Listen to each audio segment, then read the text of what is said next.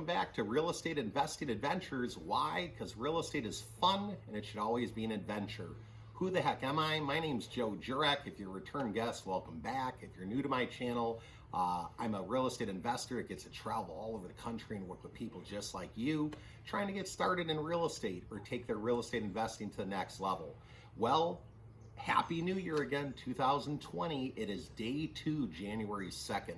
Can you believe it? The year is flying by already.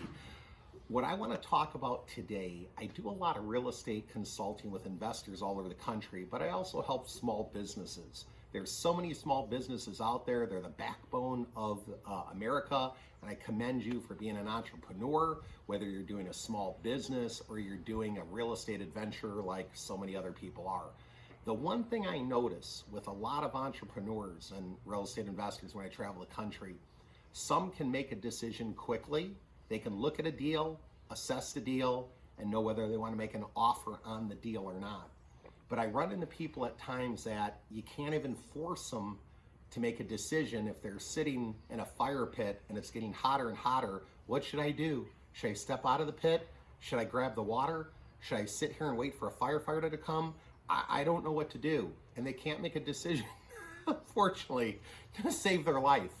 Now, what I'm trying to tell you is you got to gather all the facts. You have to have all the information. If you're making an offer on a property, you should understand your exit strategy. If you get the property, what you'll do with it, if you get an offer accepted. But when you're sitting there and you can't even decide whether you want to make an offer or not, if you know what you're going to do with it, then why not just calculate the numbers and make an offer?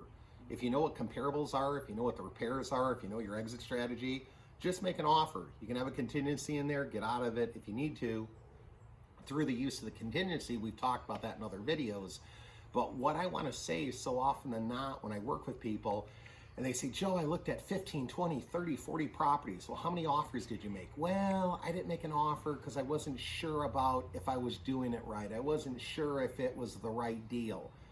What I want to tell you for 2020, if you want to make a difference in your life, whether it's real estate or a small business, you got to take action and you got to make decisions. You might not make the best decision.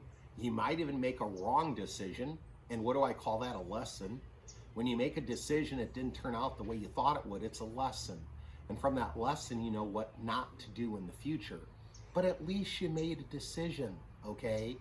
Part of the thing is, think about how many deals you lost in the past because you were afraid to make an offer. Think about the opportunities you missed out on. I'll never forget, and I don't know the exact numbers, but the iced tea Snapple wanted to sell, and I believe it was Pepsi, okay, that they asked for a pretty rich price, and Pepsi said, oh, no way do we want to buy them out at that price. And then years later, I can't tell you how many times over that price that it had sold for. They were afraid to make a decision. They didn't know the market maybe as well as they should have, and they didn't want to move forward on a purchase because they thought, who the heck is going to drink iced tea? And then later, the company was quoted at, we never thought that would get as big as it did. So people miss out on opportunities every day because they're afraid. Now I want to tell you, I understand fear can be a good thing because you really got to think through a decision before you do it.